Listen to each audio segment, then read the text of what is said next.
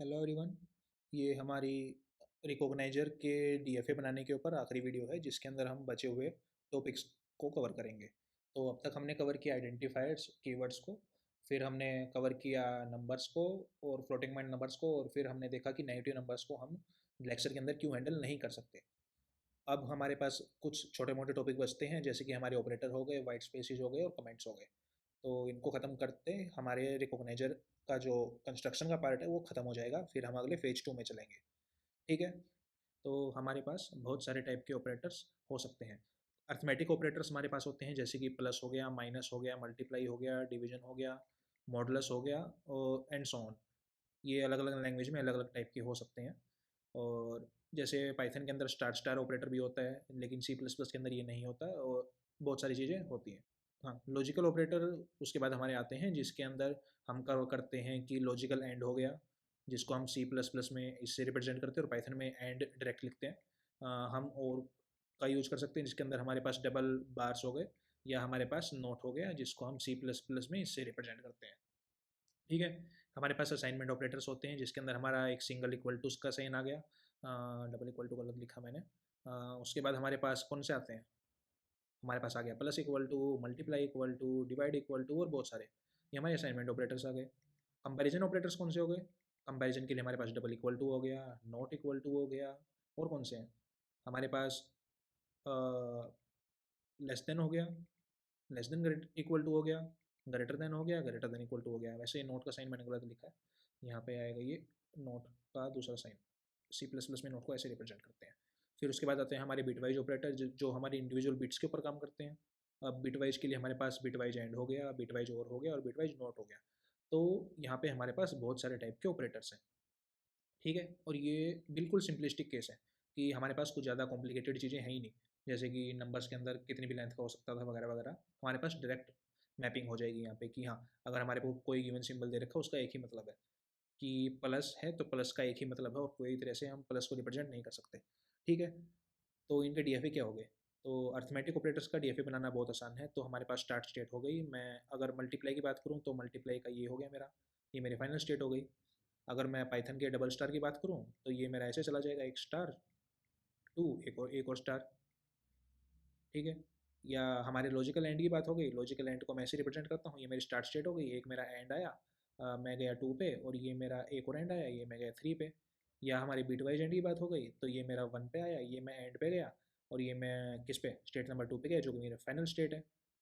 या मेरे पास comparison operators हो गए, तो मैं यहाँ पे गया, इक्वल टू आ गया, उसके बाद स्टेट नंबर 2 के बाद ये मेरा एक और इक्वल टू आ गया और ये मेरी फाइनल स्टेट आ गई, जो कि मेरा इक्वलिटी कंपेयर करने के लिए डबल जो इक्वल लिखते हैं उसको ऑपरेटर मैच करेगा। या हमारे पास प्लस इक्वल टू आ गए। हमारे पास बहुत सारे सिंपल केस हैं, सारे मैं कवर नहीं कर रहा, बहुत सारे आसान है, इनको कवर करने की जरूरत नहीं है। एक चीज़ बचती है कि पाइथन के अंदर हम एंड और नोट को कैसे हैंडल करते हैं। तो एंड और नोट को हम कीवर्ड की तरह ट्रीट करेंगे। तो लॉजिकल जो ऑपरेटर होते हैं पाइथन में, हम उनको, अगर हमें पाइथन की तरह चाहिए तो उनको हम आइडेंटिफायर की तरह ट्रीट करेंगे, ना कि अलग से स्पेशल सिंबल्स वाले ऑपरेटर के अंदर लेके जाएंगे। ठीक है। अब आगे चलते हैं। अगला टॉपिक हमारा आता है कमेंट्स का। कमेंट्स बहुत आसान चीज़ है। हमारे पास सी प्लस प्लस में दो टाइप्स के कमेंट होते हैं। तो जैसे पाइथन हो गया, पाइथन के अंदर हम किसी भी कमेंट को हैशटैग से स्टार्ट करते हैं और जब तक मेरा बैकस्लैश एन ना आ जाए तब तक हम चलते रहते हैं। सी प्लस प्लस के अंदर हमारे पास सिंगल लाइन कमेंट आ गया है जो कि हम दो बार बैकस्लैश से रिप्रेजेंट करते हैं, और जब तक हमारा बैकस्लैश एन ना आ जाए तब तक हमारा कमेंट चलता रहेगा। या हमारे पास मल्टी लाइन कमेंट होते हैं जहाँ पे हमारे पास एक स्लैश का ऑपरेशन आ गया, एक मल्टीप्लिकेशन का ऑपरेटर आ गया, और बाद में हमारे पास कितने भी बैक स्लैश है ना, उससे हमें फ़र्क नहीं पड़ता कब तक, जब तक हमारे पास ये वाला सीक्वेंस ना आ जाए। ठीक है। तो इन सब का हम डीएफए कैसे बनाएंगे। तो इनका डीएफए बनाना थोड़ा सा मुश्किल है। थोड़ा सा मुश्किल क्यों है, क्योंकि हमें ये तब तक चलना है जब तक हमारा अगला कैरेक्टर बैक स्लैश एन ना आ जाए, और हमें बैक स्लैश एन को हमारे कमेंट में इंक्लूड नहीं करना है। तो ठीक है, हम देखते हैं इसका डीएफए कैसे बनाना है। तो कमेंट्स की एक खास बात है कि हम कोई भी कैरेक्टर को एक्सेप्ट कर लेते हैं। तो मान लिया अगर हमें सी प्लस प्लस का सिंगल लाइन कमेंट लिखना हो तो हम कैसे लिखेंगे। हम गए स्टार्ट नंबर स्टेट में, जब तक हमारा डिवीजन का ऑपरेटर आया हम स्टेप नंबर 2 में गए। अब इसके बाद डिवीजन के बाद कुछ और होता, मान लिया कि इसके बाद ये डायरेक्ट 3 होता, तो ये होता डिवीजन ऑपरेटर। लेकिन हमारे पास इसके बाद है एक और बैकस्लैश, तो हम जाएंगे स्टेट नंबर 3, और वैसे ये 3 रैंडम था, यहाँ पे हमारा 4 भी हो सकता है, कुछ भी हो सकता है। तो ठीक है, अब ये वाली चीज़ हमारी एक्सेप्ट करेगी कब तक, जब तक हमारा बैकस्लैश एन ना आ जाए, और ये हो गई हमारी एक्सेप्टिंग स्टेट। सिंपल, और कुछ करना ही नहीं है इसमें। इस कैरेक्टर क्लास का मतलब क्या है, रेगुलर एक्सप्रेशन है, इसका मतलब है जब तक मेरे पास बैकस्लैश एन ना आ जाए तब तक मैं स्टेट नंबर 3 में रहूँगा, और जैसे ही मेरा बैकस्लैश एन आया, मेरा कोई आउटगोइंग ट्रांजिशन नहीं है, मेरा डीएफए ये जो है ख़त्म हो जाएगा।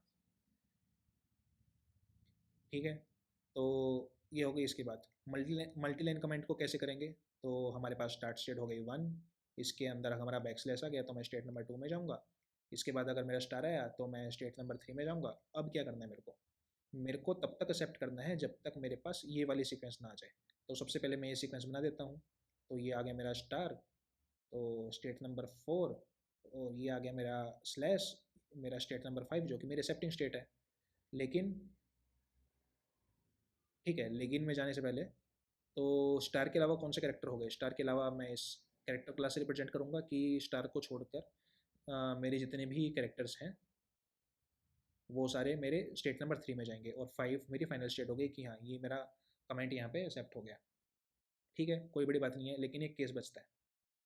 कौन सा केस बचता है, मान लिया मेरा कमेंट ऐसा लिखा है कि 3 स्टार 5, तो ये मेरा स्टेट नंबर 2 पे जाएगा, मैं ये रीड करूँगा, मेरा स्टेट नंबर 3 पे जाएगा, मेरे पास कुछ स्पेस वगैरह आ गए, मेरे पास 3 आ गया, मैं स्टेट नंबर 3 में रहा। जैसे ही मेरे पास स्टार आया मैं स्टेट नंबर 4 में चला गया, लेकिन मेरे पास इसके बाद 5 है, मेरे पास लेस नहीं है। तो इस डीएफए के अकॉर्डिंग मेरा जो स्टेट है वो ख़त्म हो जाएगी, मेरे को ऐसा नहीं चाहिए। तो मैं वापस स्टेट नंबर 3 में चला जाऊँगा, और मैं स्टेट नंबर 4 में रहूँगा। तो स्टेट नंबर 4 में मैं रहूँगा जब मेरा स्टार आए। तो ऐसा हो सकता है ना कि मेरे पास यहाँ पे एंड में बहुत सारे स्टार्स हों, 2 कॉन्जिक्यूटिव स्टार और फिर बैकस्लैश आए। तो एक स्टार आया, एक स्टार आया, जब तक स्टार आते जाएंगे मैं स्टेट नंबर 4 में रहूँगा, और जैसे ही मेरा बैकस्लैश आया मैं स्टेट नंबर 5 में चला जाऊँगा, जो कि मेरा कमेंट को एक्सेप्ट कर लेगा। मैं 4 से 3 में कब जाऊँगा, जब मेरे पास स्टार और इस बैकस्लैश के अलावा कोई भी करेक्टर हो गया। तो मैं 4 से 3 में जा रहा हूँ कब, जब मेरा स्टार ना हो या मेरा बैकस्लैश ना हो, तब मैं स्टेट नंबर 3 में जा रहा हूँ, और ये मेरा डीएफए बन गया है। किस चीज़ का, मल्टी लाइन कमेंट्स का। कुछ मुश्किल नहीं थी इसमें, बहुत आसान चीज़ थी।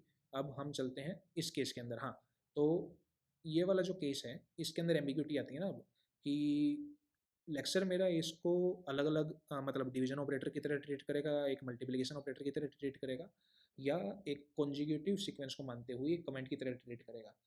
तो इसको हम अगली वीडियो में देखेंगे जब हम फेज 2 के अंदर जाएंगे। आखिरी हमारा टॉपिक है वाइट स्पेस का। तो वाइट स्पेस हमारे किस टाइप के हो सकते हैं, या तो मेरा स्पेस हो, या मेरा टैब हो, या मेरा बैकस्लैश एन हो, न्यू लाइन करेक्टर बोलते हैं, या क्या हो, या बैकस्लैश आर हो। तो बैकस्लैश आर होता क्या है, अगर हम टेक्स्ट फाइल की बाइंड्री को देखें या हेक्साडेसिमल को देखें, यूनिक्स के अंदर या मतलब लिनक्स के अंदर, हमारे पास अगर मैं एंटर दबाता हूँ तो मान लिया मैं लिखता हूँ ABC एंटर DEF, ये मेरी फाइल है इतनी सी।